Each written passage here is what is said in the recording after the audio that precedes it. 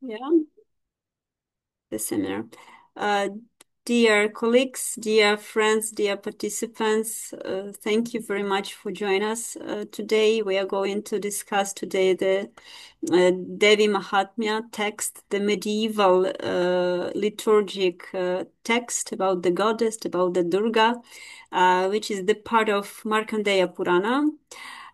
But though the part which started to live its own life, actually, and transform into the completely independent, separate liturgic text. We will tell about it more, but now, before my introduction, I want to introduce you our honorable speakers for today. We are very glad to see here with us Dr. Raj Balkaran from Canada, from Oxford Center for Hindu Studies, who is the public intellectual, who is the scholar of Hindu narrative texts, who is online educator. And also we are very glad to see Alisa Lozhkina with us. She's, oh my God, artist, historian, the author of numerous scholarly publications about art. She also the PhD candidate in Central European University in Vienna. And what is the most important, Alisa is a translator of Devī Māhātmya from the Sanskrit to Ukrainian. Um, yeah, thank you very much for coming. My name is Yulia. I'm from the Institute of Oriental Studies of the Academy of Science of Ukraine, and I will make a short introduction about the relevance of Devī Māhātmya in Ukrainian context.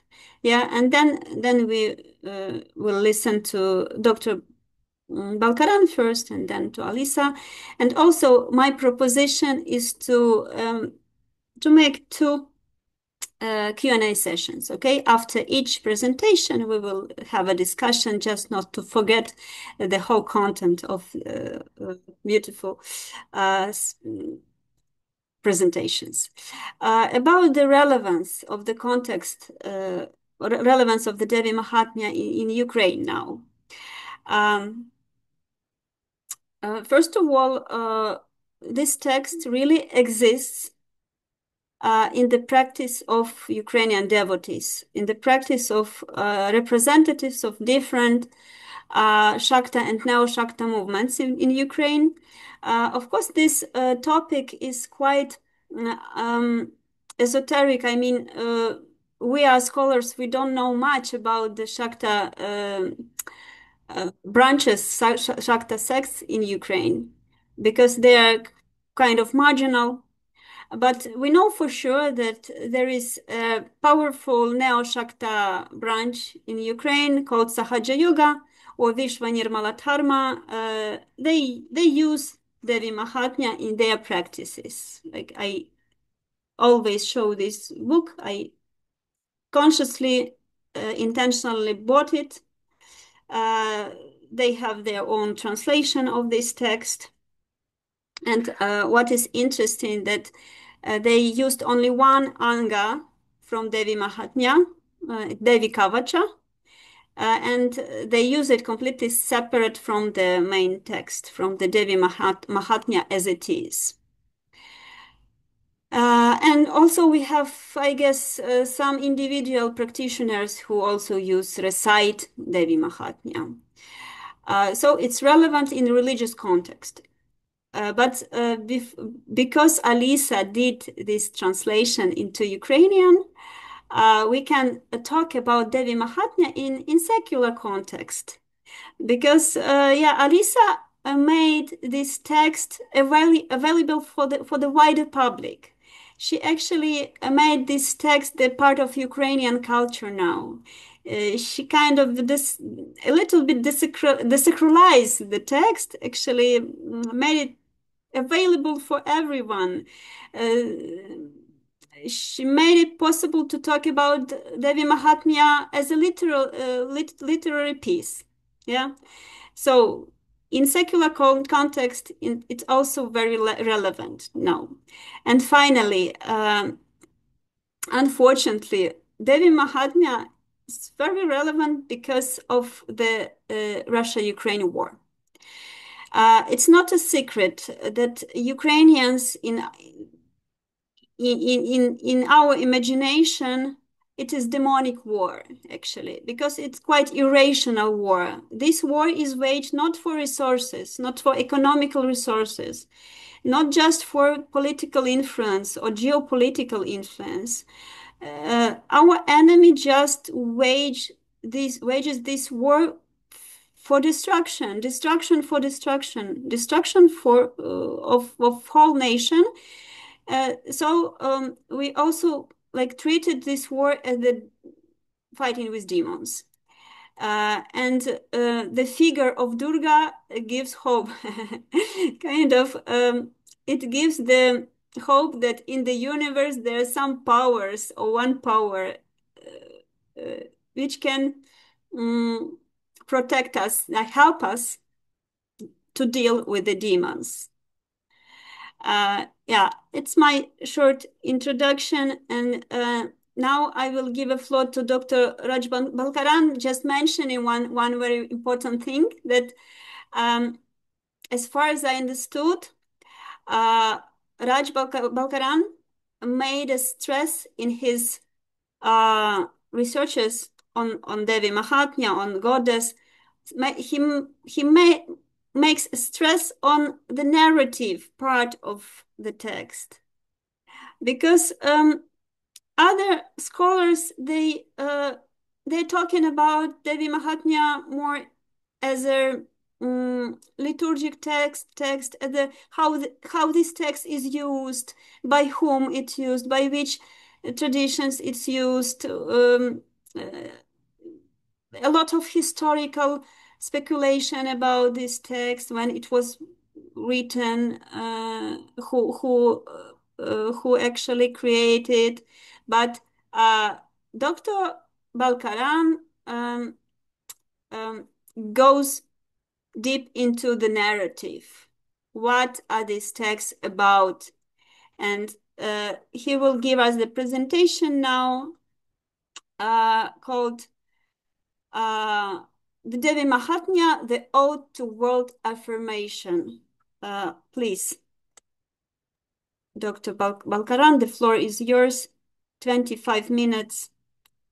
And then we will have the opportunity to ask everything about Devī from Dr. Balkaran. Thank you. Thank you very much for the kind, warm welcome and the invitation. My thanks to the Institute of Oriental Studies, the National Academy of Ukraine, for this lovely invitation to share a little bit on the life of the goddess, on the narrative life of the goddess. And it goes without saying that my solidarity and my thoughts are with you all at this time, as individuals and as a nation and as a culture that is met with extraordinary challenges and difficulties. The goddess of the text is often called Durga, and etymologically, that name has to do with difficulties. Because, as perhaps many or most mothers are known for, they provide protection and solace in times of difficulty.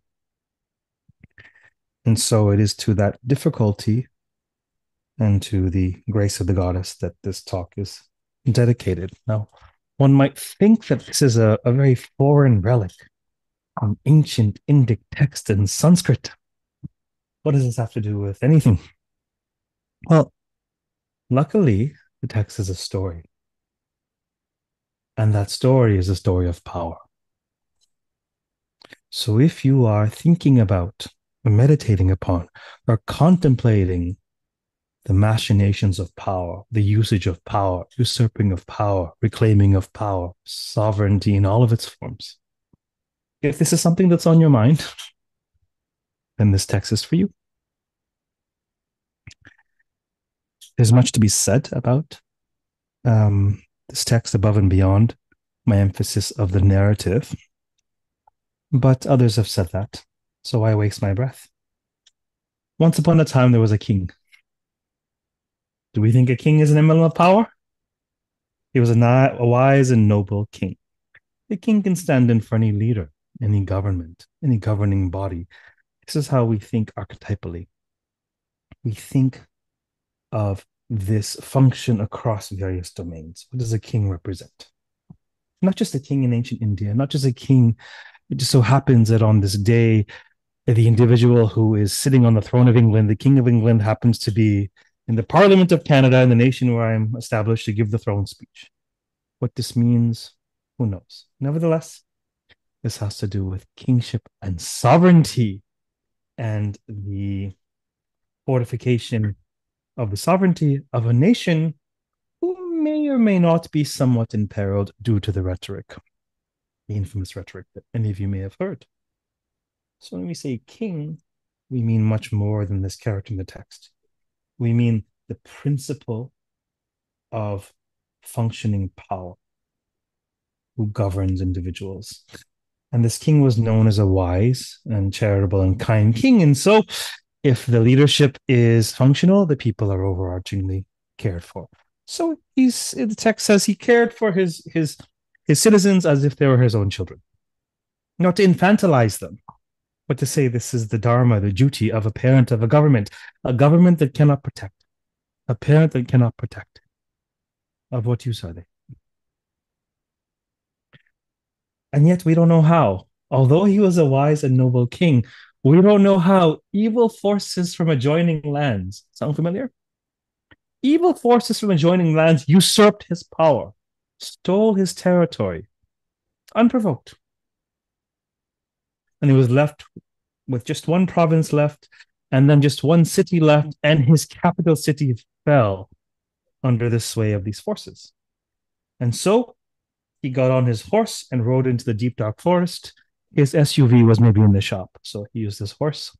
He rode into the forest to find some peace because he's like, I don't understand. This world is upside down. Demonic, evil, tyrannical forces have usurped my domain. He goes into the forest and he finds this ashram. He finds this yoga studio in the forest. And in the yoga studio in the forest, there's a sage sitting there. And the sage is calm and cool and collected, teaching his students. And he takes great peace in the forest. He spends some time there. One day in the forest, there comes along another figure, an entrepreneur, a businessman, a business bro, a vaishya, a merchant. And this entrepreneur, this Wall Street fellow, traipsing about the forest, looking quite dejected. And the king says, "What are you? Why so glum, chum? What's your problem?" And the businessman, the entrepreneur, said, "Well, I'm a great, successful entrepreneur, but my wife and my kids have stolen my wealth. They kicked me out of my house, and I'm wandering the woods alone." And he's like, "Well, I have a similar story. My kingdom has fallen under invasion from foreign forces." And the king said, "We're like the blind leading the blind. What do we know? You're suffering, I'm suffering." But then that sage over there, that sage is cool as a cucumber, even in the middle of the midday sun. And so they approached the sage and they said, "Sir, great sir, Swamiji, if you will, you have to tell us, myself, I'm a king, I'm a royal. And my business bro friend here, we went to the best schools. We have Ivy League educations. We studied online. We did the best things possible, but we are so upset. I've had my power stolen. He's had his wealth stolen. We're so upset. Can you please explain this to us?"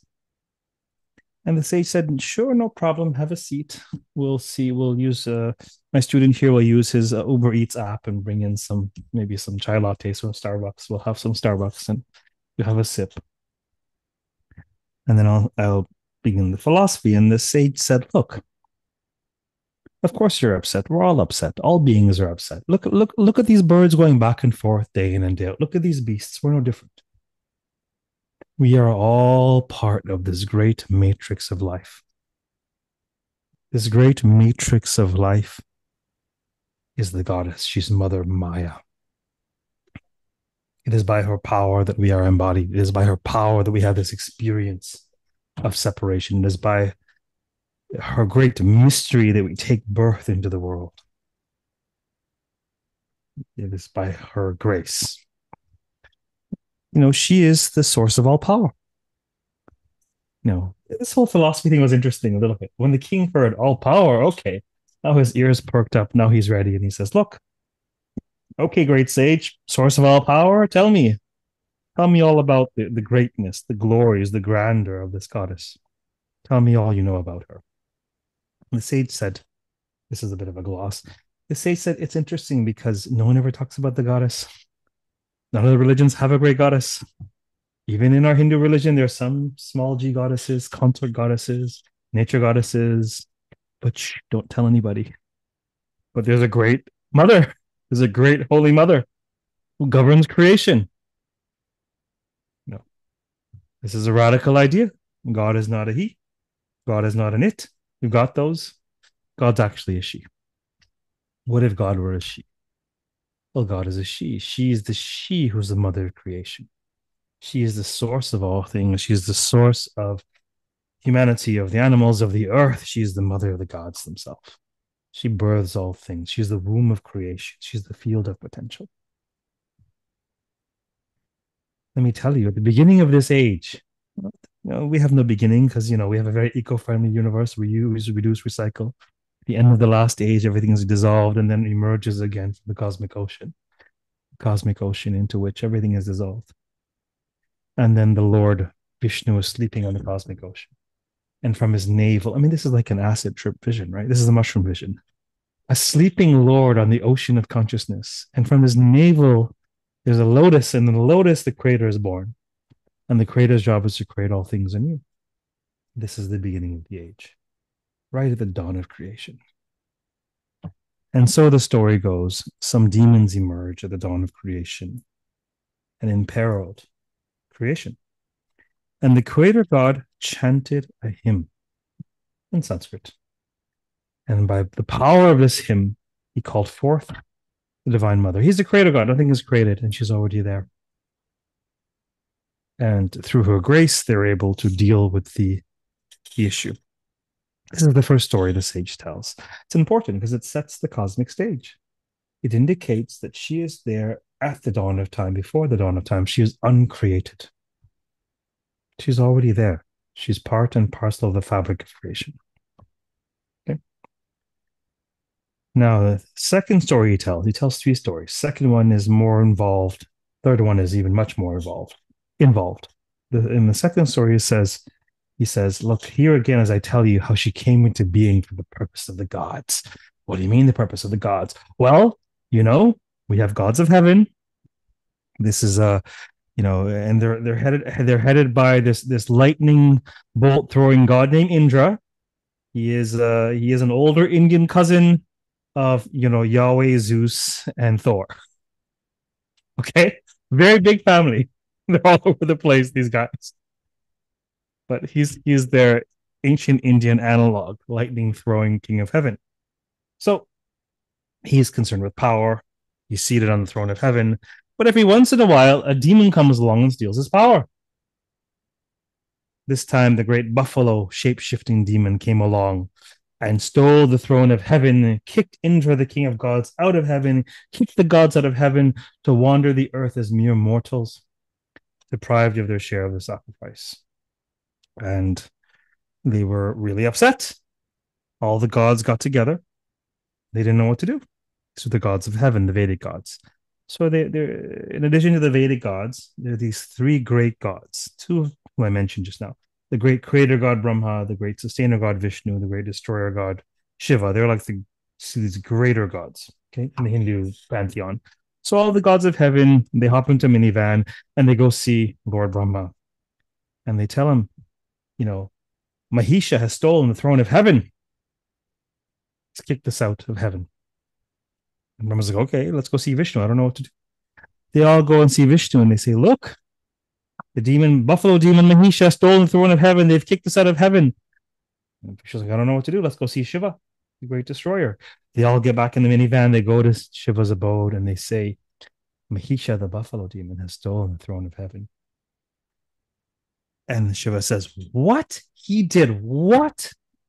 That miserable beep, words I can't say in a public talk. And so he was angry. And his face contorted, and his rage was emitted in the form of a beam of energy of light. His outrage, the rage that came out of him, he was outraged. And the rage literally poured out of him in an energetic form. And they all were like, yeah, he did what? How dare he? How dare that miserable blank steal our sovereignty and threaten our nation, threaten our well-being? How dare he? And all of the gods were outraged. And from their rage came beams of light, fiery energy. And the fiery energy all converged to a point and grew and grew and grew and manifested this great feminine form. This great feminine form, the personification of power itself, emerged from the outrage of the disempowered gods. This is a glorious mythologization, a metaphor, a narrative encoding of power which is beyond individual power.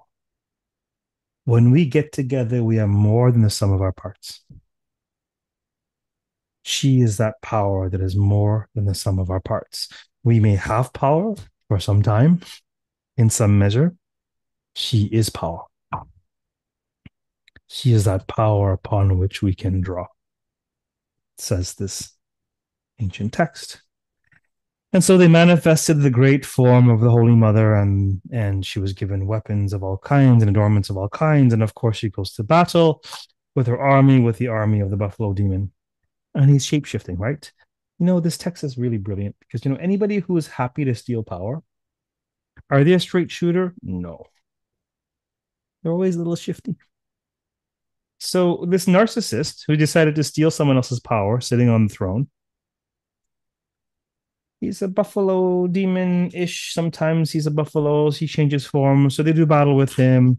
The goddess defeats his army, and she finally encounters him, and she's trying to battle him. And variously, he shifts us from buffalo to lion, from lion to man to dwarf, from this to that.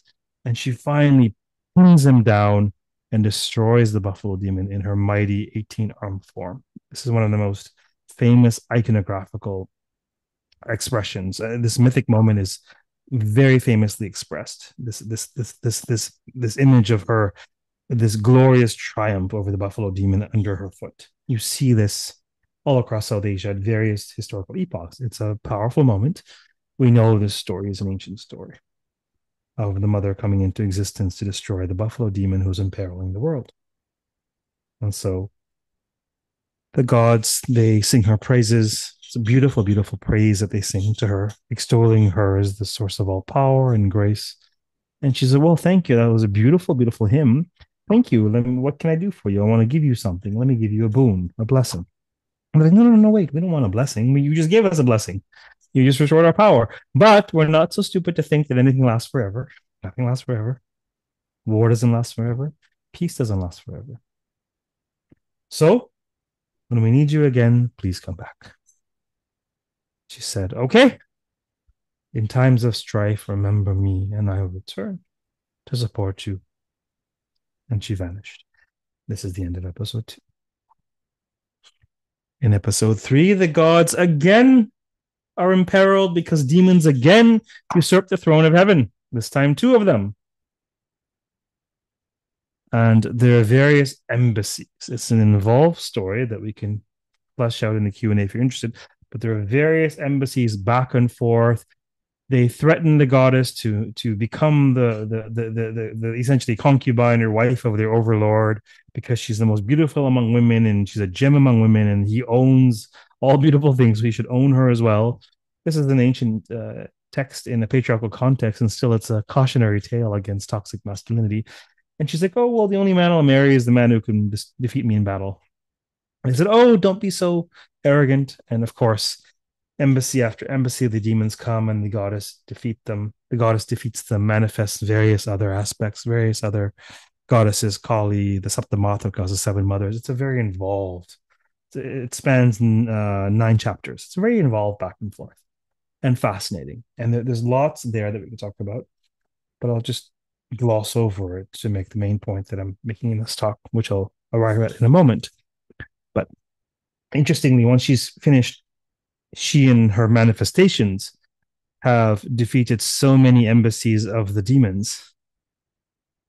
Finally, the demon lord himself comes into battle because there's no one else left, and he says to her, "You're so arrogant. I don't know why you're so arrogant. You're just relying on the strength of everybody else." And she's like, "What are you talking about? I alone exist in all the worlds." She's the source of all power. So all the manifestations come back into her. She does battle. She defeats this demon. She saves the day. They praise her again. And then she prophesizes that she'll come into the world time and time and time again whenever she's needed. And there's a whole chapter declaring that when she's invoked, that she will offer protection to those who need it. Right? Very much archetypally the mother. Right? So after hearing all these tales, the sage says to the king and the merchant doesn't say much. He's just listening and watching mostly. The sage says, "Okay, well, now that you've heard of the glories of the goddess, clearly both of you have desires. Go worship her and see what happens. Ask for her help." So they go away to the riverbank. They make a murti, a clay icon of the goddess, just to focus their concentration. And they make offerings. They chant. They make offerings of flame, of water, of incense, comparable to Hindu puja, Hindu rituals.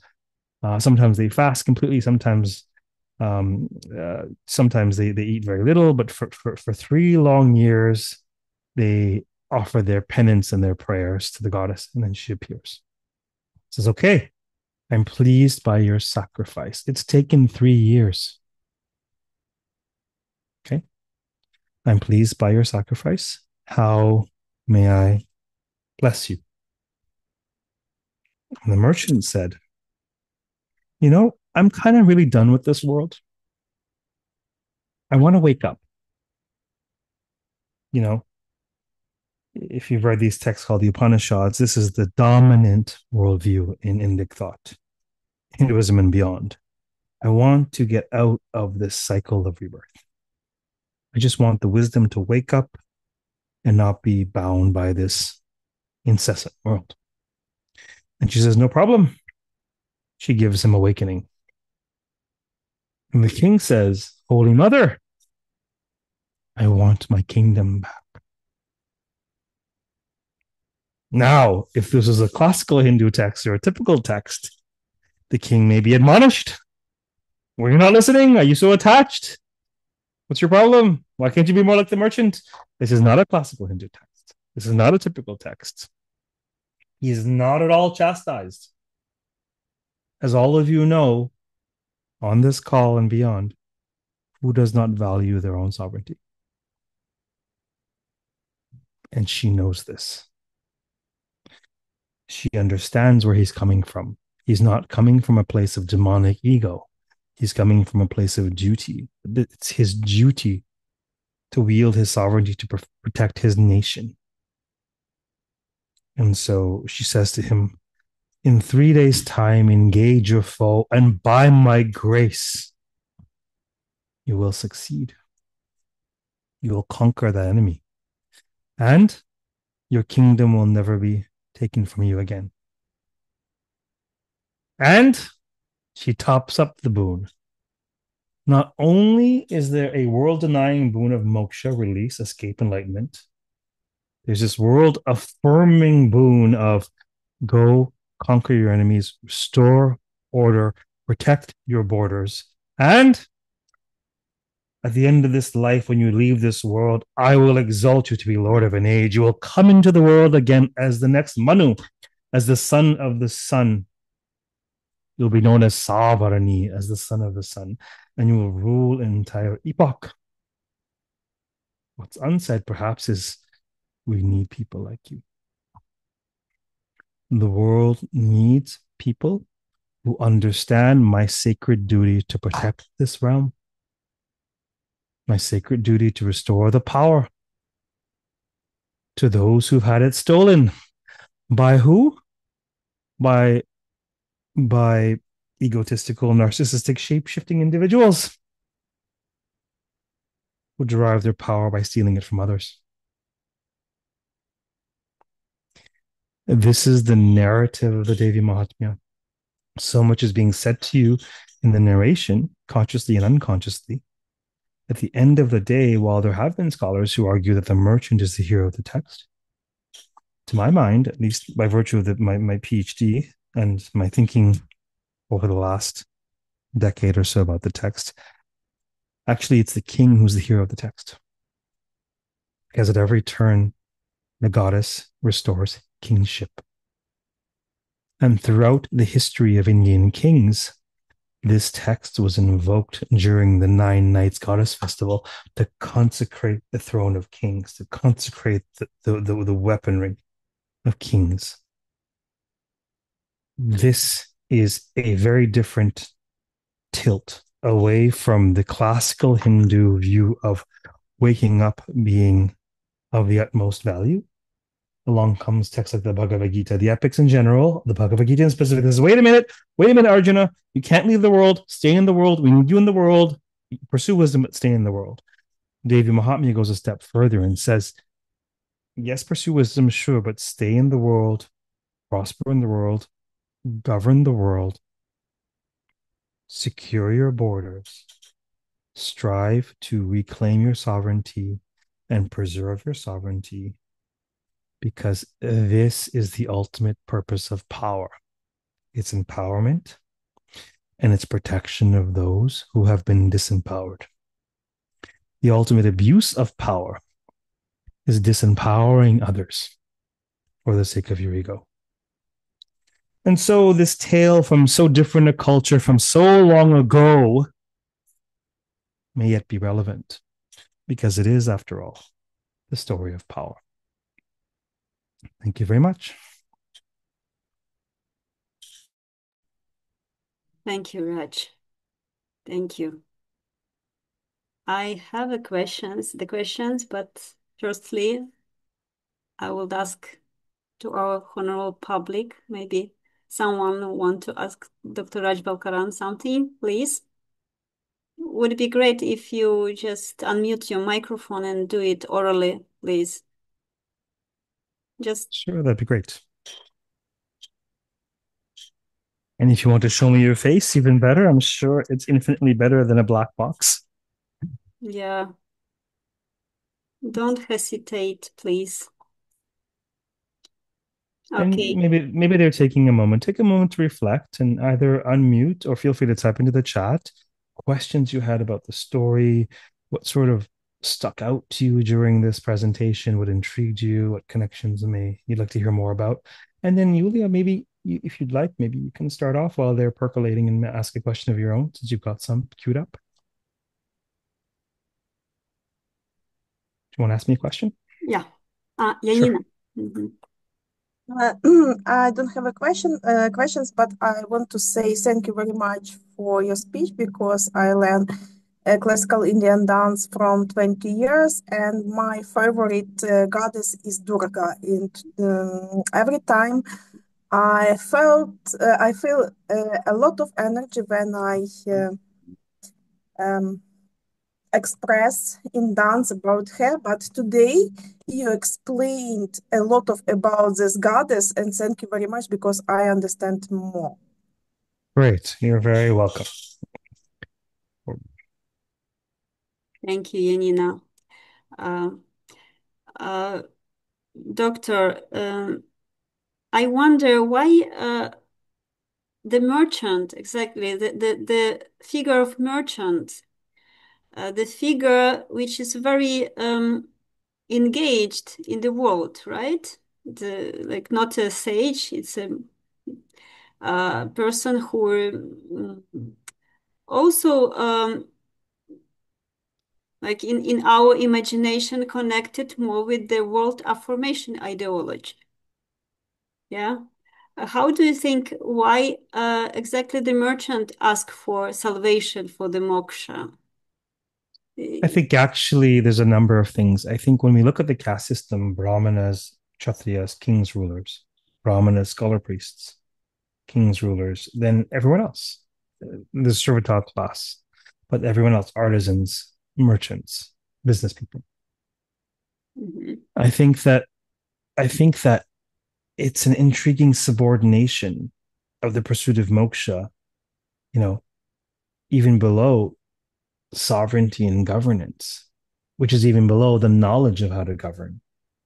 So without the knowledge and without a society, a safe society, who is there to pursue moksha? Who is left? Who is left to do anything if we don't have the knowledge and we don't have the safety to pursue that knowledge? So I think mythological texts speak in profound ways, in multivalent ways. They stand the test of time because whether we know it consciously or unconsciously, they hold incredible wisdom. And this text is saying, look, who is there left to renounce or pursue spirituality if we don't have a proper governance and safety, if we don't have people to teach us right from wrong? Mm-hmm.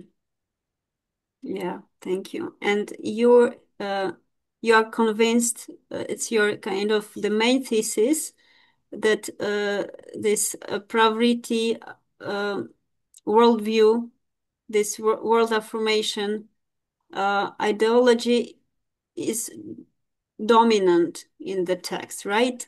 Yes, I would say that for it to be a Hindu text, post Upanishads, it has to do both. Pravriti, Nivriti, world affirmation, world denial. It has to, as I think of it, spin the dharmic double helix. It has to do both.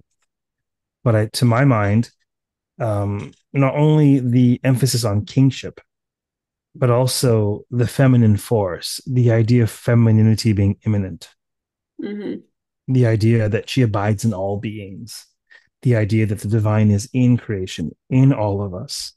And so it's not that the world is an obstruction of divinity in this text, the world is an expression of divinity. So then, whether or not we're pursuing our salvation, we certainly can't do so at the expense of the world.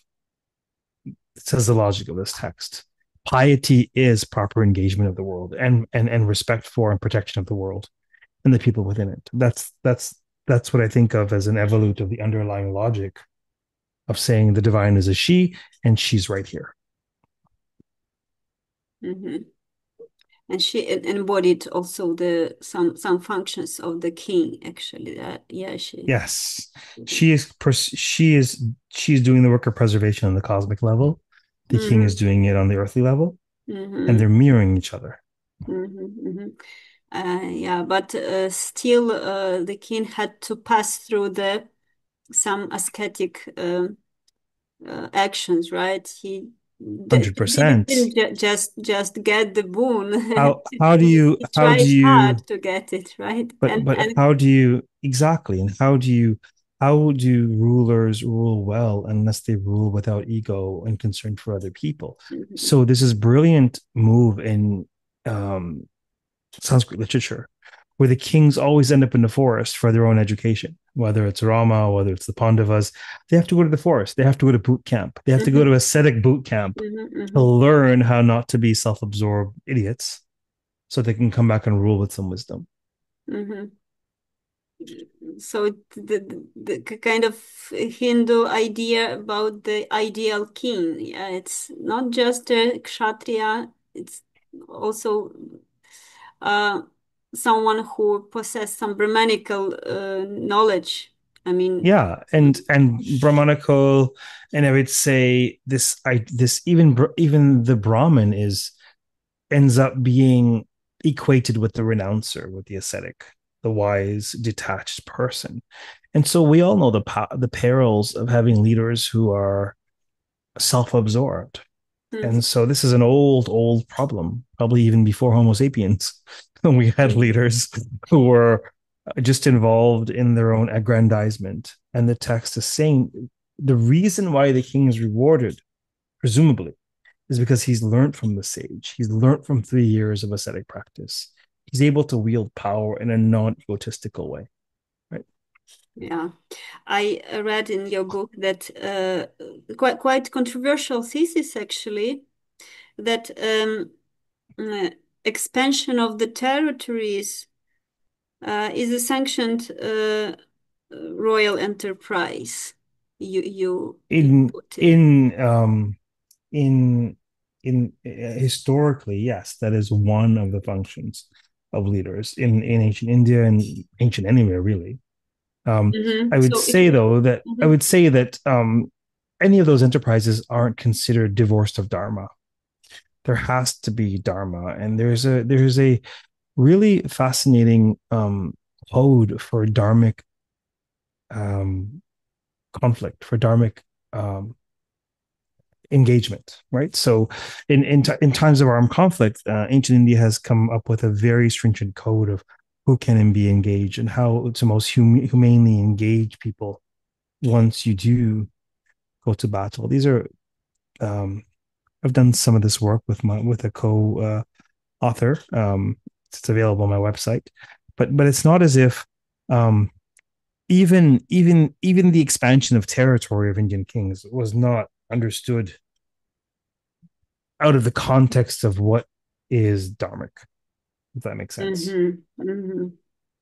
So such wars also could be treated as dharmic. Yeah, if they were dharmic, I mean, if we were going to make people suffer for no other reason than our egos, certainly that would not be considered dharmic. But what this text is a really profound reflection of is the processes of power. What does power look like? What does stolen power look like? What does restored power look like? What does sovereignty look like? So I think she is a personification of empowerment and sovereignty. That's ultimately, I think, who the goddess is. Mm-hmm. Mm-hmm. But like continuing the topic of the war, it is a fact that there is the concept of unjust war, right, in Hindu culture. But, which war is unjust? Did you, 100%. yeah, but did you meet it in some text? How this unjust war described? In the Mahabharata, there is a cataclysmic war that takes place that is the center of the epic. Mm-hmm. Now, an entire book of the Mahabharata, the great Sanskrit epic, the Yoga Parva in book 5, is Mm-hmm. dedicated towards averting the war. Let's take all Mm-hmm. action possible to avert bloodshed. And given that the fate of the world depends upon this regime and no other options are available, that's when they decide to go to war. I see. Yeah, thank you. You're welcome. So maybe someone uh, is ripe to ask a question. You Alisa? feel Yeah. yeah, feel free to type in the chat if you'd like, or raise your hand. I'm not as mean as I look, so feel free to ask whatever you'd like. I have a question. Sure. I have a personal experience of this text of Devī Māhātmya literally changing my life. I'm not a superstitious person, but it has obviously some power. Its heroine is the embodiment of power. And I keep thinking to myself, how do you think it works actually? I Yeah, never. it works at a number of levels without question, and it all depends upon one's worldview and whether it all depends on one's threshold of awareness of subtle reality. But even if we do not venture into subtle reality and we think of gross reality or think of psychology, we can certainly say that storytelling is how the mind works. The story we tell about ourselves, the story we tell about our culture, the story we tell about our family, our children, our spouses, our great grandparents. And storytelling very much has to do with human activity. And when we imbibe stories, whether the Iliad, the Odyssey, the Ramayana, the Mahabharata, Ukrainian folklore, when we imbibe stories, it's more than entertainment. Stories teach us when we least expect it. And stories that have been around for a long time and that have been engaged by a great number of people, certainly currently in the millions each year, as the case of the Devī Māhātmya, they accrue a gravitas in the collective consciousness.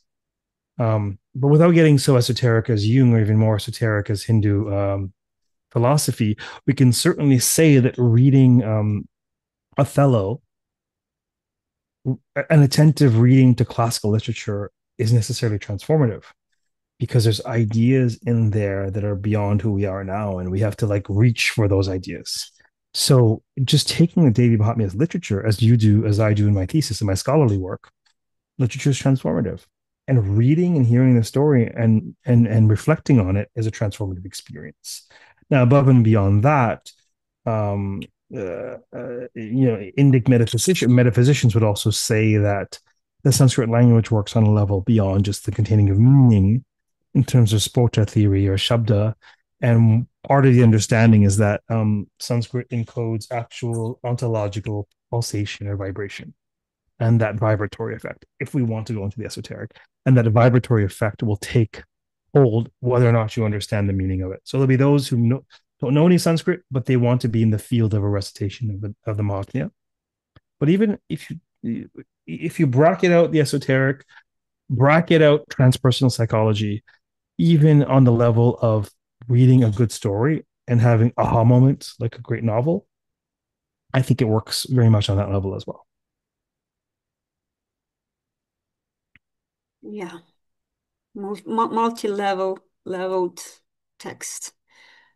Yeah, we can continue with the questions to Dr. Balkaran later, but now I guess it's the time to give a floor to Alisa.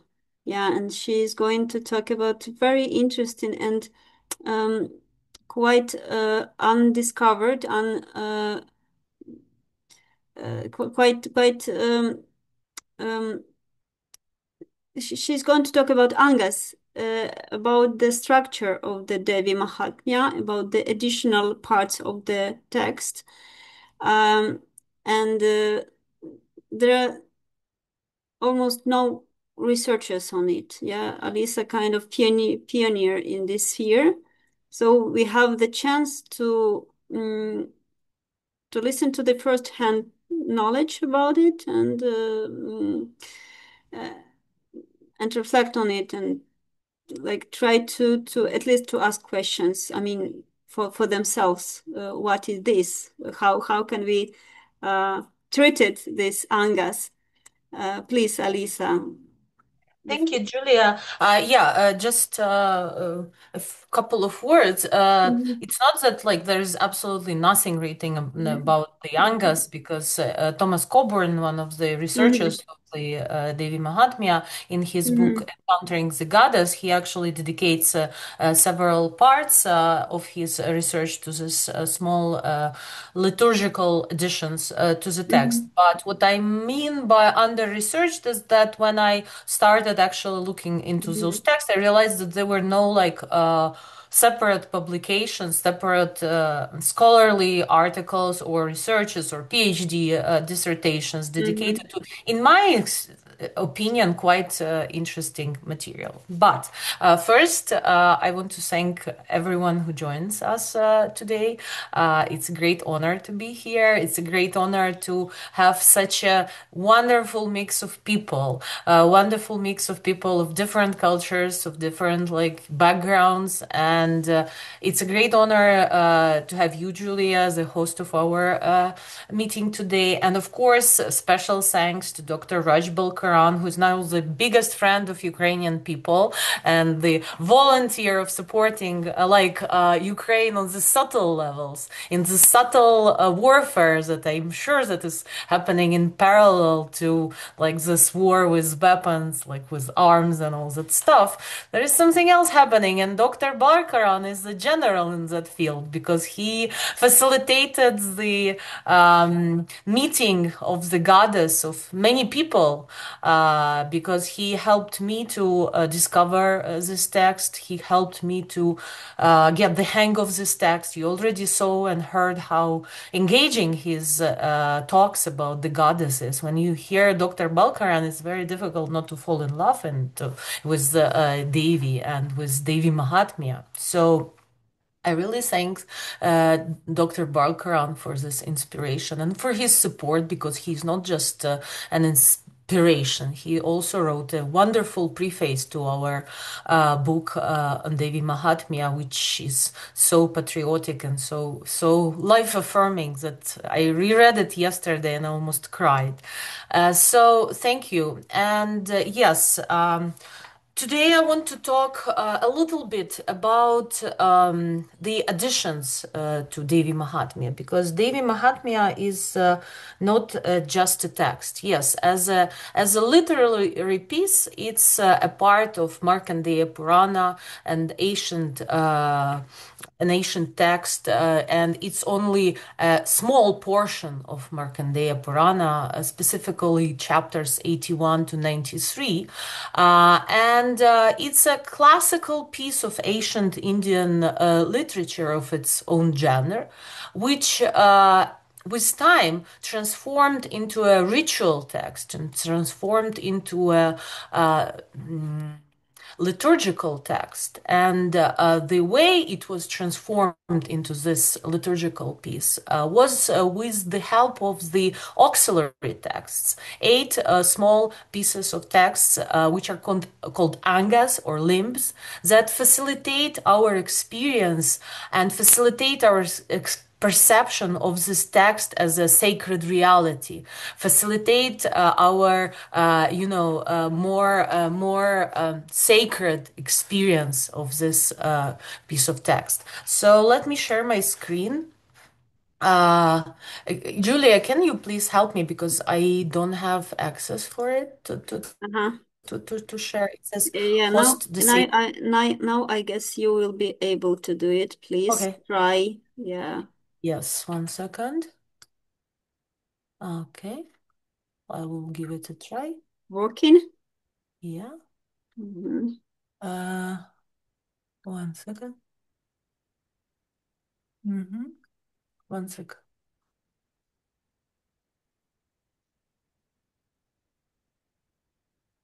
Oops. I don't know. I think I might need to reopen my Zoom. So if Yeah. possible, Julia, maybe you just tell a couple of words and I'll be back Okay. here Okay. in We 1 are second. I'm waiting. really We sorry. are waiting for you. Yeah. Dr. Balkaran, I'm so excited with with the framework you proposed, like to look at Devī Māhātmya from the perspective of Nivriti and Pravriti values. It's your kind of invention. You noticed this The polarity, or the you the just polarity mm-hmm, itself has been well noted because it's very much part of Hinduism, mm-hmm, variously called the tension between the renouncer and the householder. That's been well noted. mm-hmm, Parvati and Nivritti is something that the Mahabharata itself talks about. So that tension between the two is more or less well noted. In my view, people don't focus on it as much as they could because it's crucial for Indic thought. mm-hmm. Um, but applying it to the Devi Mahatmya, no, that hasn't been done Yeah, before.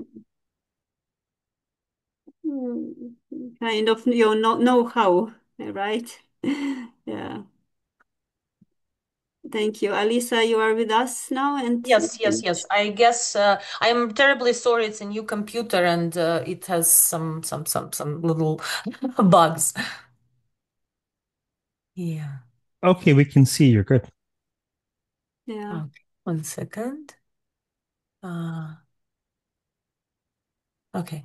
So yeah, Angus. And as I said earlier, these little texts are helping us transform the text of Devī Māhātmya per se into something bigger, into something that becomes a sacred reality. And initially, when I just started working with Devī Māhātmya, to be honest, I wasn't planning to translate the Angas because I read them and they seemed to me a little bit boring and a little bit weird, a little bit not so important. And I was thinking maybe even to skip it because this is this very narrow material that is meant for worshippers, for like use in the temple. And I was hesitant. But then, to be honest, the more I started working with Devī Māhātmya, I started realizing the importance of this auxiliary texts, and I started realizing that the worshippers in India and all over the world, when they encounter today Devī Māhātmya, most often they do it with these little additions. They don't recite just Devī Māhātmya. Just Devī Māhātmya is a text meant for scholarly purposes, for scholarly or for just culturological enjoyment. When we speak about the function of this text in the religious space, when we speak about recitation of this text in the context of Navaratri, the festivals dedicated to the great goddess, they most often are read with additional texts. I must say that there is no, there are 8 texts that are most often used in this context, but they are not mandatory, and they not mandatory for all traditions. And different traditions sometimes add different texts, especially it relates to the last 3 texts. Sometimes they are omitted, sometimes different mantras are added, and sometimes or not even sometimes, most often, some of the texts are not even recommended to be recited to people who don't have this special diksha from the guru, so special initiation into the tradition. So they are considered like really the sacred heart of the access to Devī Māhātmya. And yes, there are 8 of them, and they transform the story into the sacred space. And a reader becomes an actor who enters this sacred space and becomes the participant of that sacred reality. And it's interesting that the poem has basically 8 those auxiliary texts, and most often Durga is portrayed with 8 arms. Yes, Dr. Balkaran mentioned that there is this iconic 18-arm form, but I think one of the reasons why 8-arm form is more common, because it's like really difficult to portray a goddess with 18 arms. Like there's not much space even in the picture to add all those arms. The space becomes too crowded. So sometimes we see a more like minimalistic it's like minimalistic only in Indian understanding of minimalistic 8-arm form. 8 arms, right? Yeah, Nothing and I am changed and yeah, and I'm showing here one of the examples of such a ritual sculpture, contemporary piece that you can purchase from Tamil Nadu for a temple or for your home shrine, which portrays Mahishasura Mardini. So this iconic moment when the goddess is slain, Mahisha demon, and again you can see the names of all the 8 angas. So here I was trying to recreate this understanding of a goddess with her arms as limbs, because angas, the literal meaning of angas is limbs. So basically the text is perceived as a body, and the main text of Devī Māhātmya is probably just a torso, whereas like the limbs, the angas, make it like a full body of the goddess, full experience. So yes, here I was trying to illustrate it, and yeah, there are 8 of those texts, and 4 of them are recited before Devī Māhātmya, and 4 of them are recited after Devī Māhātmya. 2 of those texts are actually Vedic hymns, Ratri Sukta and Devi Sukta. And in my opinion, the organization of Angas in the Devī Māhātmya reminds us of visiting a temple. It's not only that it reminds us visiting a temple, it turns the experience of reciting a Devī Māhātmya into a symbolic visit into a temple, where we just not encounter like firsthand the text itself. We prepare ourselves, we get ready, we open the door to that sacred text, then we bow again, and only then we enter that sacred sanctum. And on the way back, we also don't just like leave the space and say bye. We recite another several texts to to solidify this experience, to ground ourselves, and to be able to get back to reality in a more like smooth way. So it's a very interesting way of perceiving the text. It's a very interesting way how the text lives through the readers. Because each reader invokes this text in a particular manner and in a very sacred manner. And in my opinion, the way how this text is organized with the Angas, we don't know exactly when the Angas were added. We know that most probably they were not most probably, they were definitely already there in the 14th century. That's all we more or less know about them.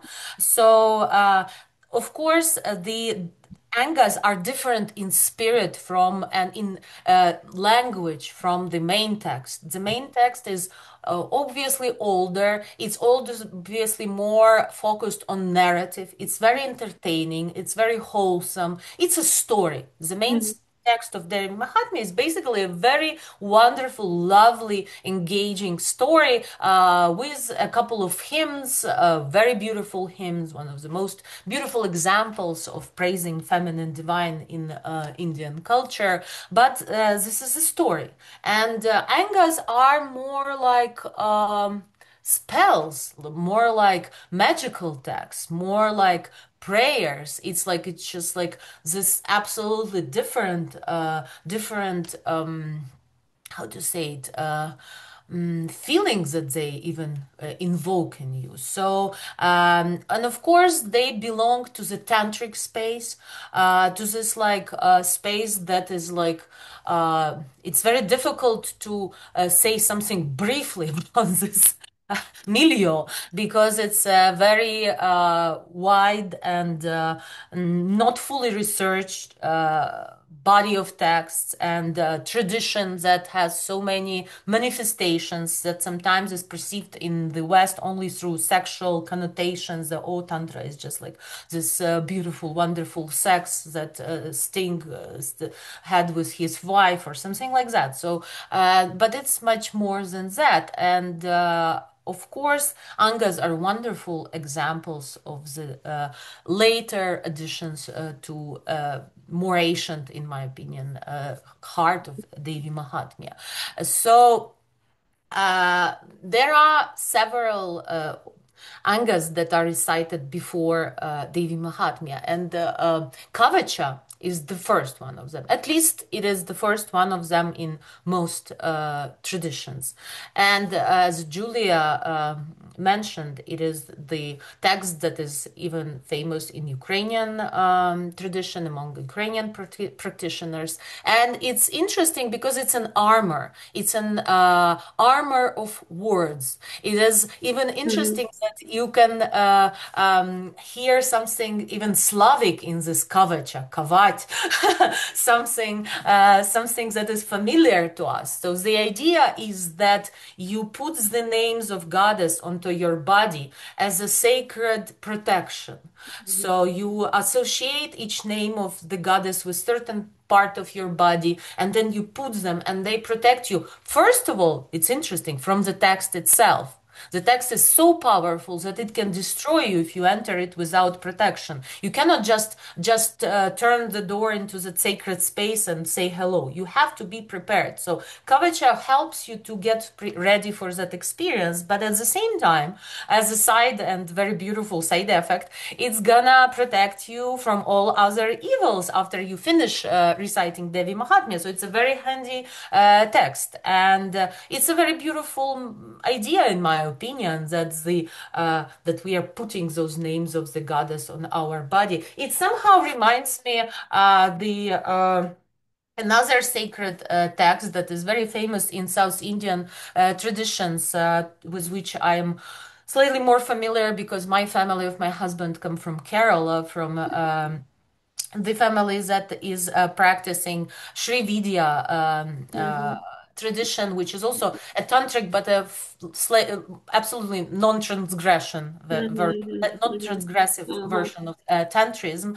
And this text is called Lalita Sahasranama, and it is like a recitation of 1,000 words of the goddess. So this idea that we can recite many names of the goddess, and they are powerful in themselves. They don't need any even commentary. They are just like the sacred sound, as Dr. Balkaran mentioned, that can heal you just with their power, just with the power of their of what stands beyond that reality. So Kavacha is a very interesting text in this aspect, and I must admit that in tantric literatures there are many Kavachas. So it's not like the only Devī Māhātmya's Kavacha, the only piece of literature that we have from this genre. There are multiple Kavachas for other goddesses, Mahavidyas, for even male gods. I encountered many of them after I started working with this text, and I'm very curious about them. And they are all built according to the same logic,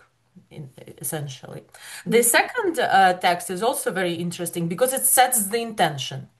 It's called The Stopper, and it has this refrain that give me beauty, give me victory, and give me fame. So it's just like focuses on your intention before reading Devī Māhātmya.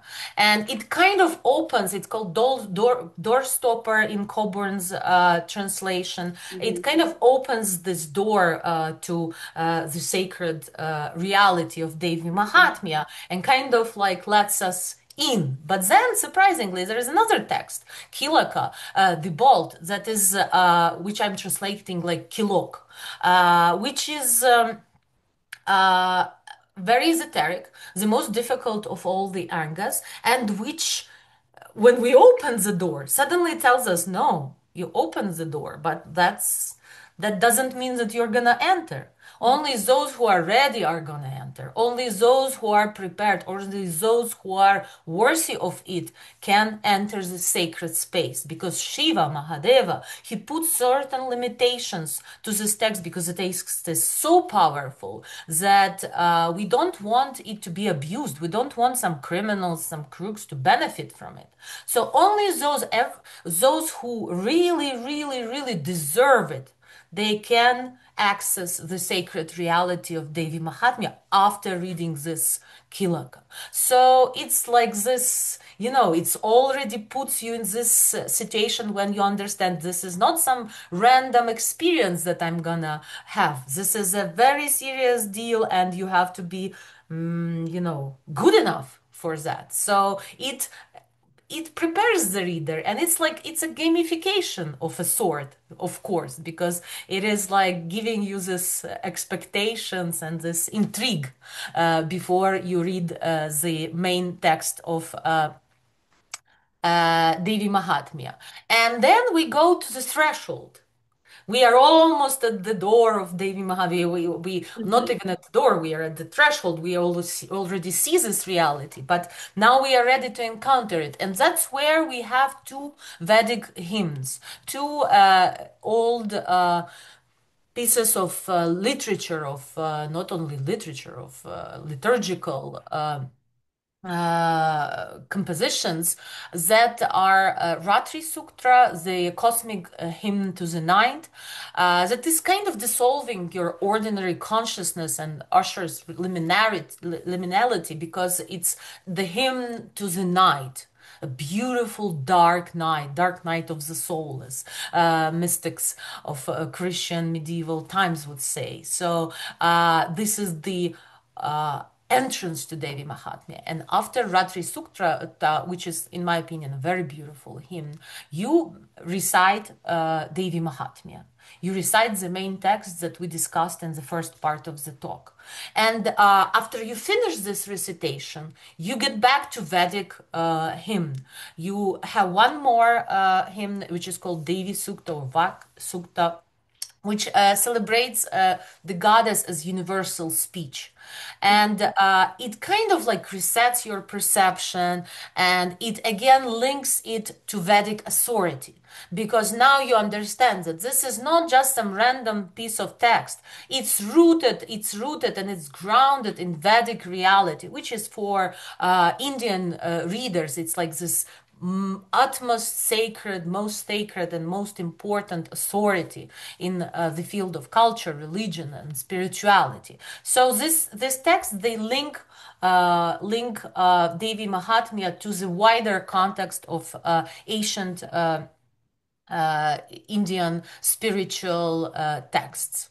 So yeah, after you finish reading Devi Sukta, you go to read three other interesting texts, which I call the inner teaching hall, because it's like you already visited the main, show.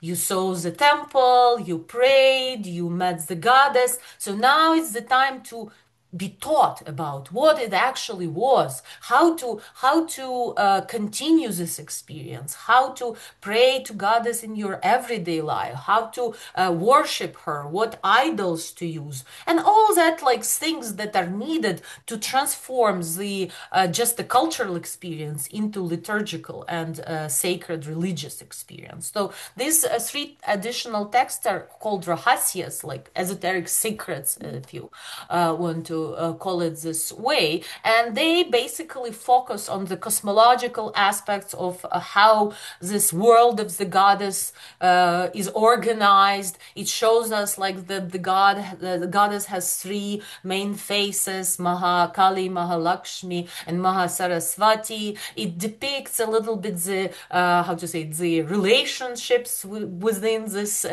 triad, and it's very interesting. It depicts how other gods emerged from the great goddess Mahalakshmi, how the cosmic egg of the universe was born from Brahma and Saraswati, and then Vishnu and Shri are preserving this egg, and Shiva and Gauri are cracking this egg.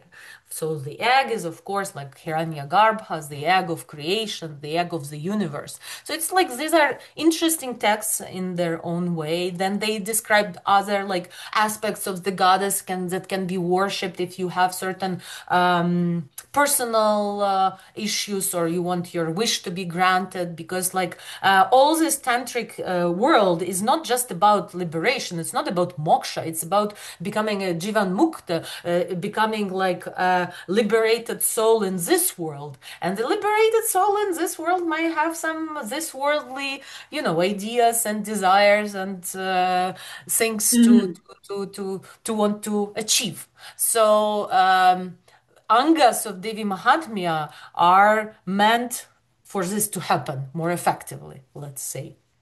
Yes, as I'm writing here, Ratri and Devi Suktas, they legitimize the Shakta insertions by anchoring them in archaic authority, as I said. And the Rahasyas, the secret, they translate that authority into tantric metaphysics.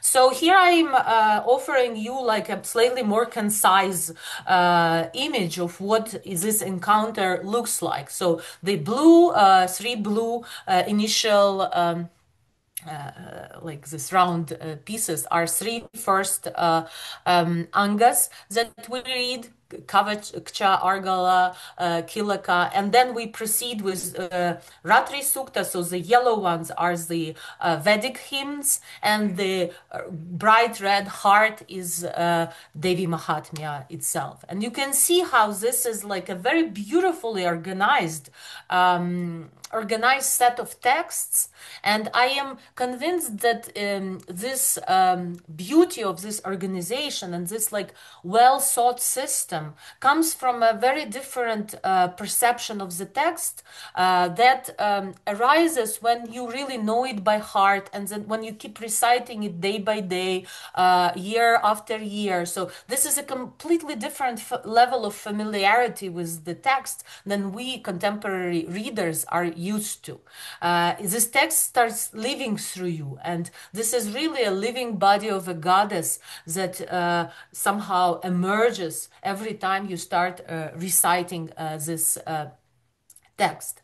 And here I'm also focusing on one more thing, because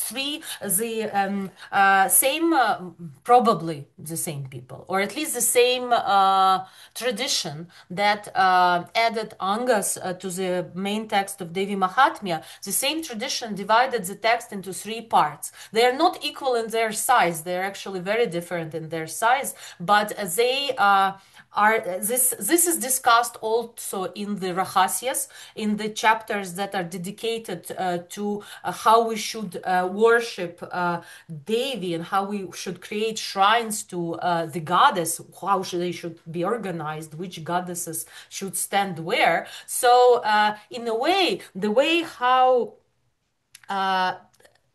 angas of Devi Mahatmya recommend to worship the goddess in the shrine, and the way how the three episodes of Devi Mahatmya are divided, it's the same living icon of a goddess, of a three Shakti, three faces of a goddess. So the first episode, which is dedicated to slaying of Madhu and Kaitapha, the episode where there is something in the ears of sleeping Vishnu, and Brahma is so concerned about this, that he starts worshipping the Devi to help get rid of the demons who create this inconvenience. It's dedicated to Mahakali, the central episode, and it's considered a Tamastic cycle. So it also relates, it also links Devi Mahatmya to Samkhya system of Indian thought. It also relates it to this idea of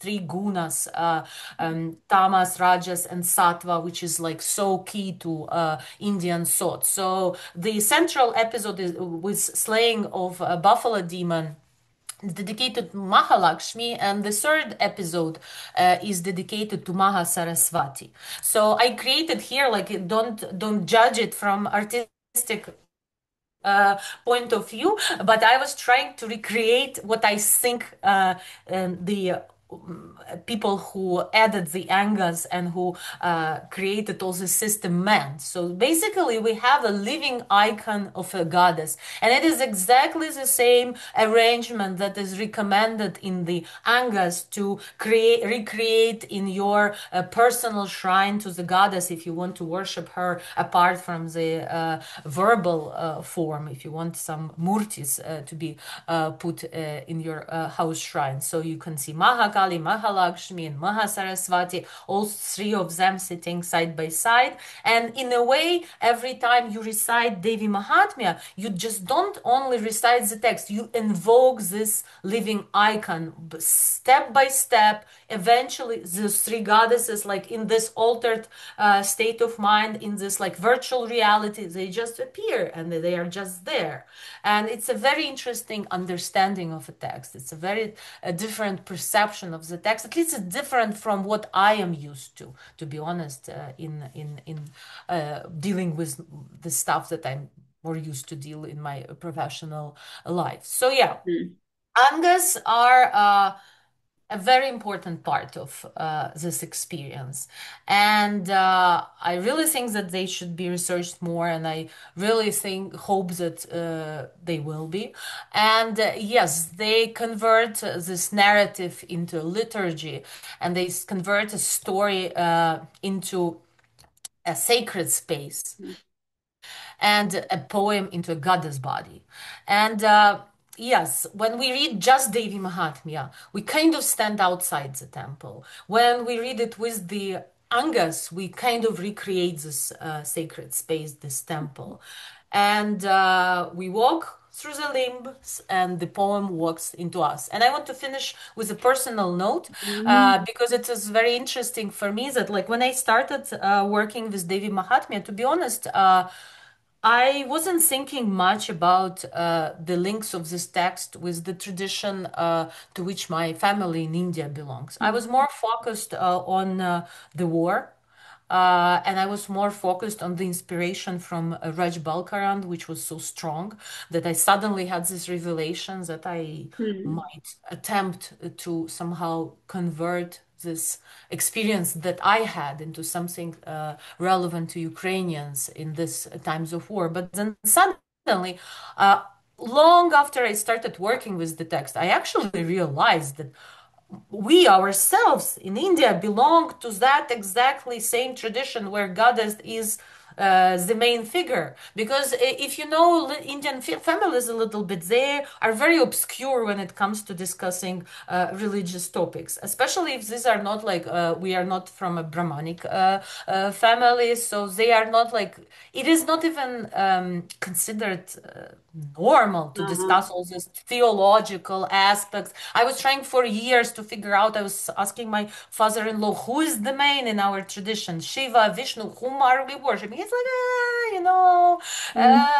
and then probably after a couple of years where he considered me ready for it, he was like, actually, it's a she, it's not a he. She is the key. And then I realized that, oh my God, in the prayer room of our house, there is this gigantic portrait of Lakshmi, of a Devi, which is in the center of the of this space. And for some reason, for years, I wasn't even noticing it.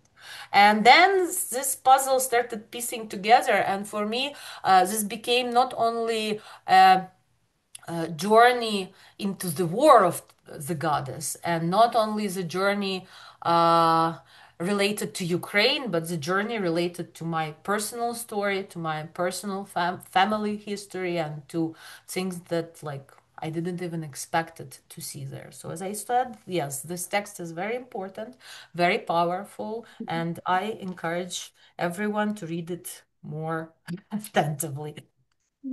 Thank you. Yeah, thank you, Alisa. Yeah, bravo.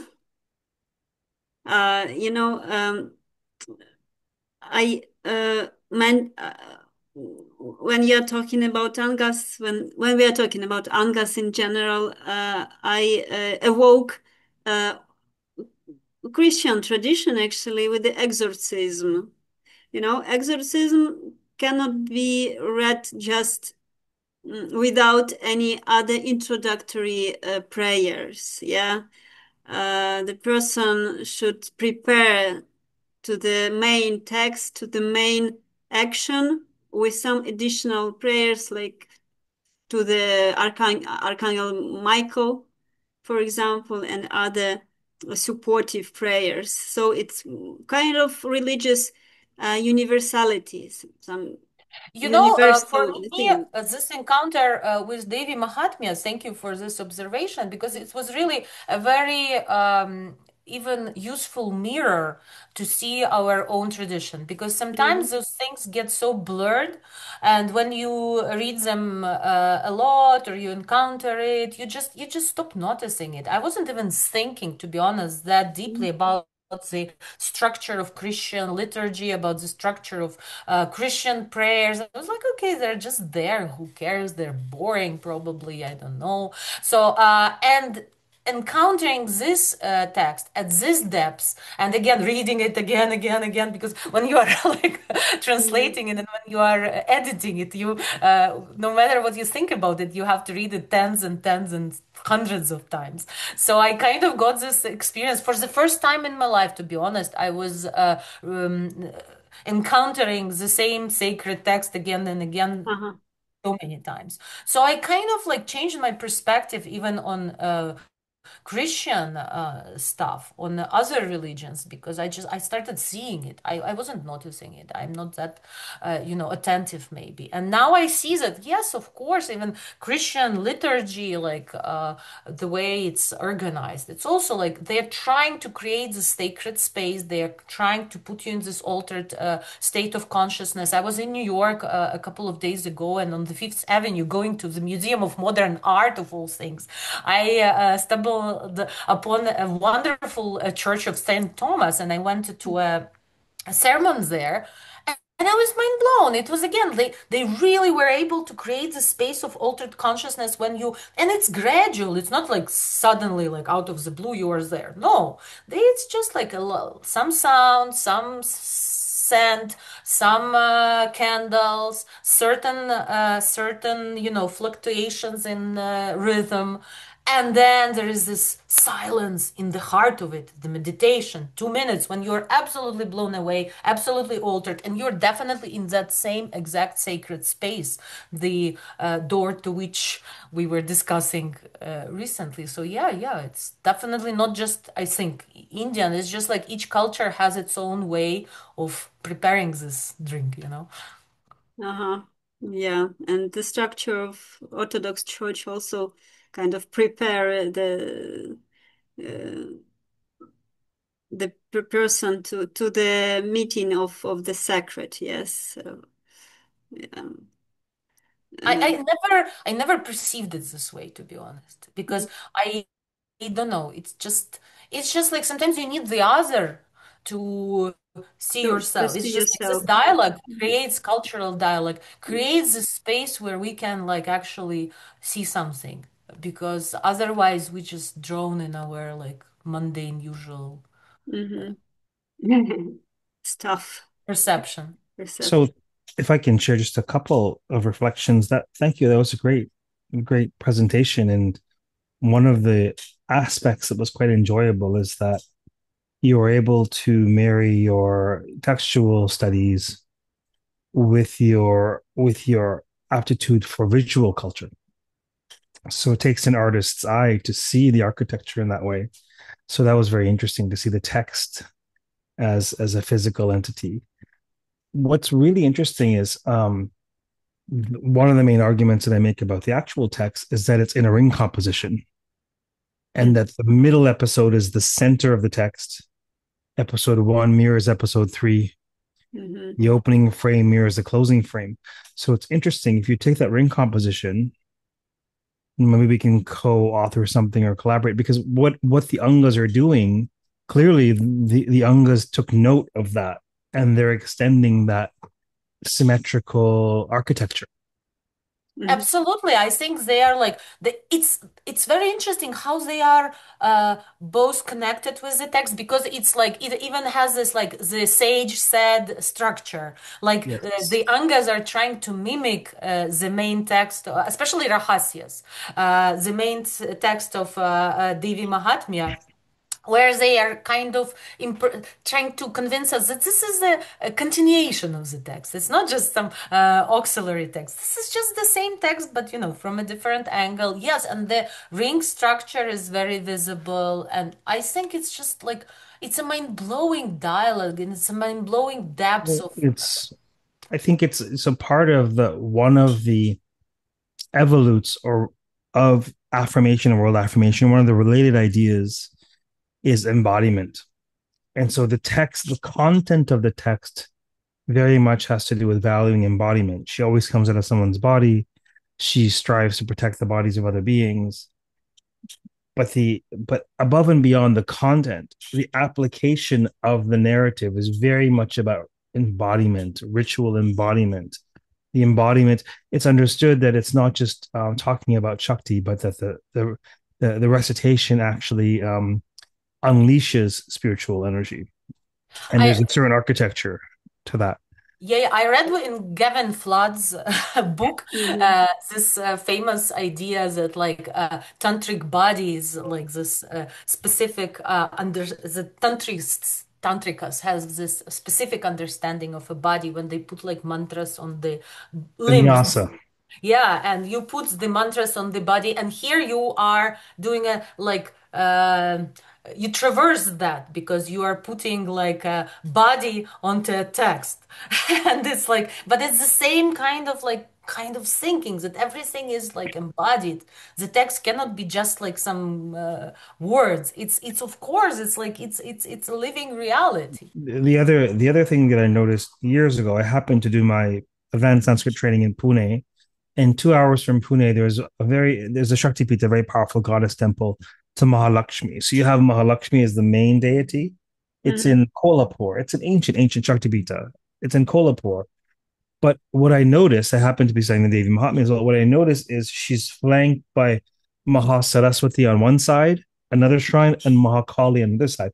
And I thought to myself, this is actually a physical representation of what's happening in the Devī Māhātmya. So you may want to study that temple at some point. It may give you some ideas as someone interested in material culture.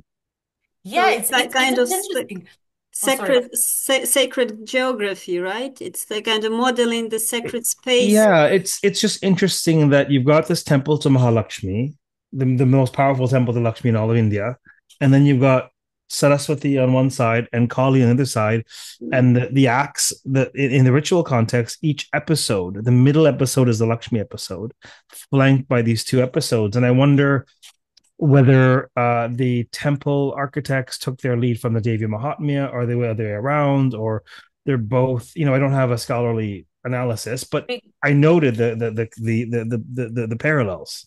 This is exactly what Rahasyas are. I think Pradhani or Vikritika, I don't remember which one, but there is like this extended part where they say that like Mahalakshmi is in the center. But what is interesting, I was thinking because I was studying contemporary representations of this triad, and where Mahakali stands and where Mahasaraswati stands, I'm left-handed. I always confuse where is right and where is left. But what I noticed when the Angas are speaking about right and left, they don't mean the viewer. Yeah, They yeah.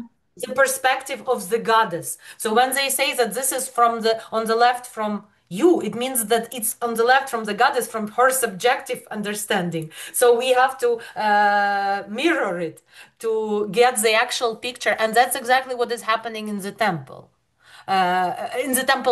structures, at least what I saw. I mean, I have very narrow experience with that, and this is so mind-blowing. I mean, this is so interesting how this, especially this first person perspective, that we don't see the world from the perspective of the reader, from the perspective of the person who recites. No, of course, the first person is the goddess.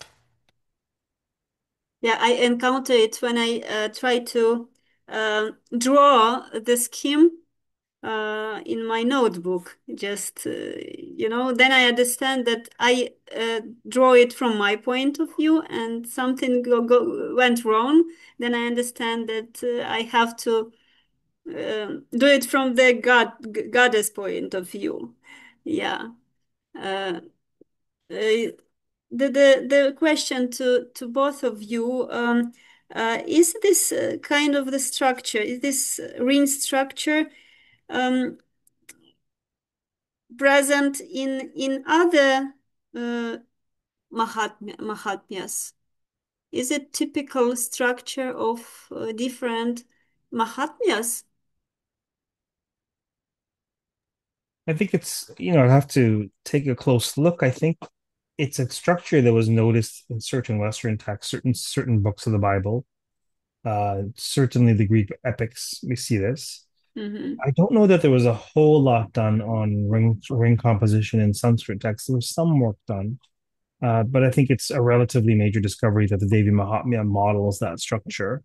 And I Mm-hmm. think it's extended in what Alisa is saying about the Angas, which is There is some conjecture with the Mahabharata. I'm actually currently working on a Mahabharata book. That's my next project. Actually, the immediate one is a new translation of the Devī Māhātmya in English. That, but I think there's a lot that we've missed because we're not used to paying attention. These texts are by and large diachronically produced. Like, there's no question that the Devī Māhātmya was produced probably at a different strata than the rest of the Markandeya Purana, and was placed there for a purpose, for a reason. But I think in focusing on the diachronic archaeological dig, we really fail to notice how brilliantly they've been placed synchronically by the last redactors, by the final elements of tradition. One of the fail safes is that the episodes are not called, there are three episodes, they're not called Pratama, Dvitiya, Tritiya, first, second, third. They're called Pratama, Madhyama, Uttama. They're called first, middle, and last. You can't do anything to that because episode 2 is not episode 2, it's the middle episode. And it's always going to be the middle episode because they call it the Madhyama Charita. They don't call it the Dvitiya or the second Charita. So I think that the part of what I like to do in my scholarship is not just offer interpretations, but take cues from traditional textual arrangement on how tradition wants us to interpret the text based on how they've crafted these narratives. So I think there's a lot more work to do on composition in Sanskrit texts for sure. Mhm. I guess this was the question to both of us. I'm not a specialist in by no means in other Indian texts. I'm just an amateur, but what I notice is that the Indian cosmology in general is based on a ring structure. It's like it has this circular idea of eras which are finite and that are followed by this periods of dissolution. Then everything is recreated. So it's like it's a circular structure. It's not just Linear, just not line. linear. It's not linear. It's like recreated to a certain extent on the same premises, to certain like it's maybe a spiral rather than a linear structure. So that is quite natural that such important texts as Devī Māhātmya, they reflect this understanding of the structure of reality. I just remember that Dr. Balkaran mentioned the Surya Mahatmya in his book, and the Surya Mahatmya also has angas, right? It doesn't have, unlike the Devī Māhātmya, it doesn't have, and no other Mahatmya has so rich ritual life, a liturgical life. So it's no one really, there isn't a living tradition of chanting the Surya Mahatmya, for example. Nothing compares to the Devī Māhātmya in that regard. It's by far the most living Puranic text of all the Mahapuranas. So Surya Mahatmya is not a liturgic text. It just to my states knowledge, yeah. To my knowledge, it never was. If it was, there's not, to my knowledge, a living tradition of even reading the text, much less ritually chanting the text. We have this very anomalous but fortuitous situation with a Devī Māhātmya, where you have a narrative text that has an extraordinarily rich liturgical life because of the goddess festival. So, but that's so profound because on the one hand, it's to be read, right? On the other hand, it's to be embodied and enacted in ritual. And so it's interesting that this one text that we have about the great goddess, the first one we have in Indic thought, the only surviving great goddess text we have in existence, to my knowledge, has this rich festival dimension to the text. And I think that's purposeful, right? Because the text is talking about a deity that is alive and well in the world. So it's not only talking about that, it's used to bring to life the deity in the world, which I think is a fascinating dimension to the text. Yeah, and it's very interesting how contemporary audiences perceive the text, because like I think now we are going much deeper into the context than it's usual for Indians. Like they perceive it as a cure, they perceive it as a mantra, they perceive it as just a necessary part of their spiritual landscape, and sometimes don't even go deep into those, like, what is linked to what, which Mahatmya is linked to what. It's not. It's beyond their, like, their needs, like, because the way, like, this text functions.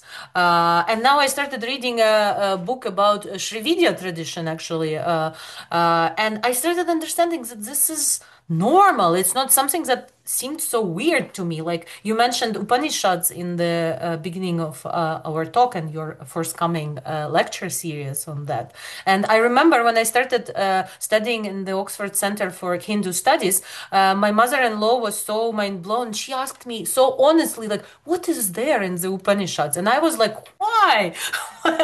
Why are you asking me and not vice versa? But this is the way how this is works in contemporary India. But at the same time, Devī Māhātmya has a very special place in the hearts of the people, especially in certain traditions, because it is really considered to be a powerful, like, I mean, a spell is a very ambiguous word, but something that can help you in any situation. Like you go to a temple and a Brahmin said, like, okay, you have like some problems in life, recite Devī Māhātmya and it's gonna be fine.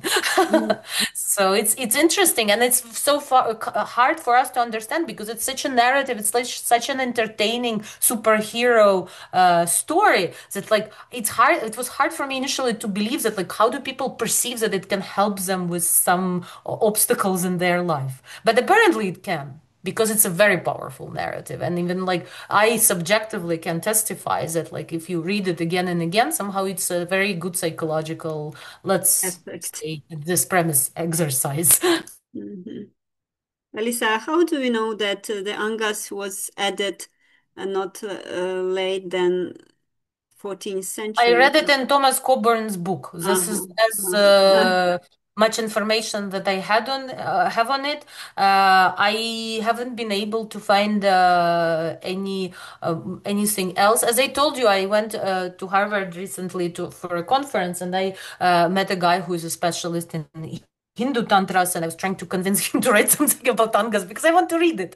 But so far I wasn't very successful. But I hope that maybe one day we'll know more. I mean, it requires a lot of research. It requires a lot of additional stuff. But of course, like we obviously we have texts from the 14th century that we can be definitely attributing to the 14th century that already have Angas included in them. So that's why we know that in the 14th centuries the Angas were definitely there. We know that the Angas, like Angas, are not the invention of the editors of Devī Māhātmya. Veda Angas, those editions, limbs of the Vedas, are known from first centuries BC. We know Buddhist Angas to Buddhist texts. We know Jaina Angas to Jaina texts. So this genre of limbs is common. It's not an invention. The way how it's like very, very embodied in this particular cases maybe reflects the milieu in which this particular Angas were added to Devī Māhātmya. But other than that, this is a wider topic. But I don't know. There's also this, it's probably the case that Coburn states that because he has dated the earliest textual evidence. That is, that's necessary, I think, and useful. It's also problematic and misleading in that India is not a textual culture. So it's not as if we start with a text and then we start to have a tradition. Typically, we have a tradition for a while, then we create a text for it. So it's not as if people woke up one day, 15 centuries ago, and said, hey, we need a divine mother. The autumnal festival probably has been going on for millennia. It's probably been going on for a very, very long time. But there came a point where they had to create a Sanskrit text for her in a patriarchal Brahmanical tradition because they couldn't ignore her. So we can certainly make a statement that earliest textual evidence is this. A, we don't really know if there are older textual sources that haven't survived because of the nature of manuscripts decaying in India. Secondly, knowledge is not preserved on parchment in India. Knowledge is preserved in someone's body. You go to someone who has the knowledge. There may or may not be a text, and that text may be the result of hundreds of years of transmission. So we have to keep in mind that in India, it's we have to really change our thinking about the text being the genesis of a tradition. Typically, they create a text because they need one, because the tradition has been around for a while. Dr. Balkaran mentioned Navaratri and Goddess Festival, and I just wanted to speculate a little bit on this topic because it's a very interesting thing that links a little bit Devī Māhātmya and goddess worship and Navaratri to Ukrainian context. Because if you think about our festival of Pokrova and somehow it has like striking parallels with Navaratri. I don't mean to say anything. I don't mean to be a conspiracy theorist, but it's again, we have like, I think I told you, Raj, that we have this autumn celebration of Mother Mary, which is also linked with the warriors, which is around the same time when Navaratri is celebrated in India, and the famous like icon of Pokrova. Pokrova means like the one who provides shelter. Is like this goddess, like Mother Mary, who provides a shelter to all the kings and some priests. There would be like many people who are behind under her this garment. I forgot the scientific name for it. So it's like this you know, this protectress, Durga, basically. Yeah, I think that's really fascinating, and I think, I mean, for all we know, there might have been some historical cross-pollination. I don't know.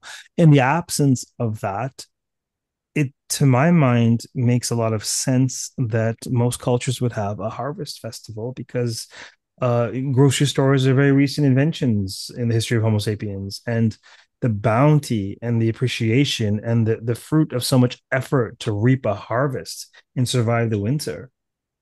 And it's not uninstinctive to think of the harvest and the bounty of the earth as the gift of a mother or a mother earth. So I think there's an instinctive idea that during harvest, we thank Mother Earth, whatever that looks like.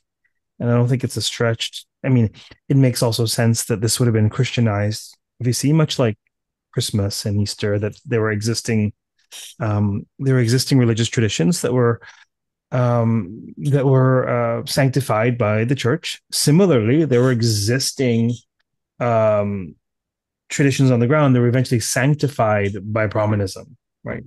Yeah, it was very for initially striking for me when I learned that one of the most powerful names of the goddess, which is mentioned also in the Angas, is the one who is feeding with vegetables. And I was like, what?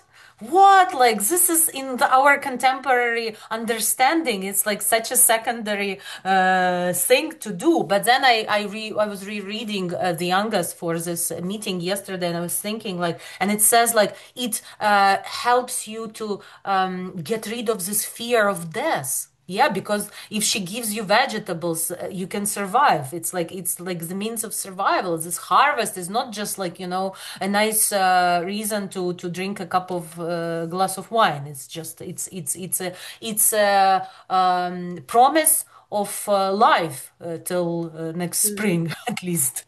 And also in some of the Rahasyas, Durga was called kind of bee mother, right? I also Yes. No, in chapter 12, she's a Brahmari and she's also Shakambari. So there's a lot of metaphor. She's the queen bee. She's the vegetable mother. There are many metaphors, fascinating metaphors. I will say that I do have a commitment to call in 4 minutes. No, it's fine. I just wanted to give you a little descent or an off ramp. So if there are any final questions or comments or anything at all, I'll have to leave in 3 minutes to take this call. But just thought I'd give you a note, give you notice rather than abruptly leaving. So, do we have any questions or do we have any questions in the among audience members or comments, anything at all, anything? Does someone still here want to ask questions? Those of you still awake? I'm sorry. Really, it's interesting because on the platforms I shared the information. There were a lot of sharings, like 11 Yeah, that's great. sharings. I don't know why people don't come. No, But we live in busy times. No, it's perfectly understandable. No, it's perfect. thanks. I think Alyssa had a great idea about the recording because many people may like to view it in their own time, and people live busy lives, and this is a prime time for you. It's 6 to 8 p.m. I mean, people And have dinner. at least we will have the recordings, and it will come into eternity. It will be in the eternity, Raj. Great. Well, Your efforts was not great. If was only I had not known, I would that. have been a little more organized in my talk. But anyhow, hopefully. Yeah. Then I guess it's time to say bye to everyone. Yeah, to finish our seminar for today.